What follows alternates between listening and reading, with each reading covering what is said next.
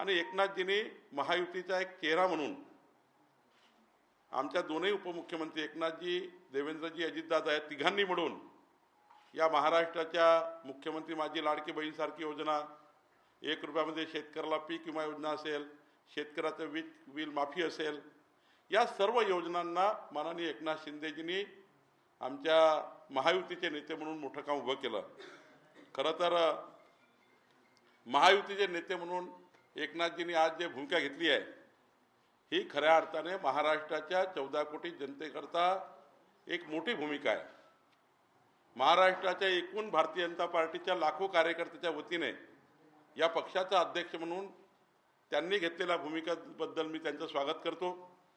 आणि त्यांची भूमिका ही महाराष्ट्राला पुढे नेणारी आहे. मोदीजींच्या नेतृत्वातला विकसित भारत आणि विकसित महाराष्ट्र याकरता अधिक मजबूत करणारी आहे.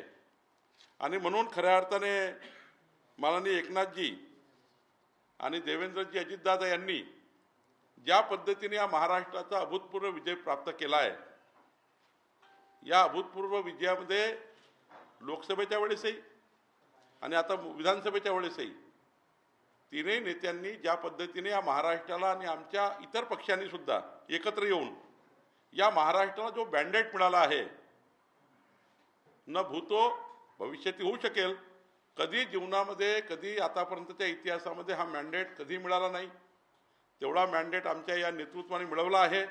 मोदींच्या नेतृत्वामध्ये हा मोठा मॅन्डेट आमच्या महाराष्ट्राच्या तिन्ही नेत्यांनी मिळवला आणि ही महायुती भक्कम करण्याचा प्रयत्न आज त्यांनी केला.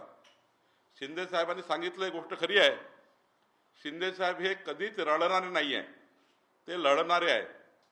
जेव्हा ते उद्धव ठाकरेंच्या सरकारला लाथ मारून बाहेर पडले तेव्हा ते रडून नाही पडले, लढून पडले. लढून त्यांनी आपले सरकार बनवलं. खरं तर ते कधीच रडून त्या ठिकाणी राजकारण करत नाही. एक लढवया नेता म्हणून त्यांनी आपलं राजकारण उभं केलं आहे. आज प्रचंड घट्ट महायुती एकनाथजीच्या बोलण्यातून पूर्ण झाली आहे. ती मजबूत आहे, ती अभेद्य आहे. महाविकास आघाडीचे नेते या महायुतीला गालबोट लावण्याचा प्रयत्न करत होते, वावड्या उठवण्याचा प्रयत्न करत होते.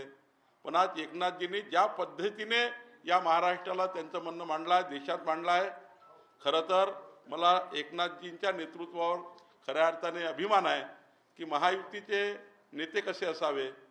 ज्या पद्धतीनं देवेंद्रजींनी आपल्या जीवनामध्ये जेव्हा जेव्हा पक्षानं जे जे आदेश दिले ते आदेश जसे पाळले आणि महायुती म्हणून एकनाथ शिंदेजींनी जी भूमिका घ्यायला पाहिजे ती भूमिका योग्य पद्धतीने या ठिकाणी महाराष्ट्रासमोर मांडली. खऱ्या अर्थाने मी एकनाथ शिंदेजीचं मनापासून अभिनंदन करतो, त्यांच्या याही भूमिकेचं अभिनंदन करतो. कारण मी सांगायचो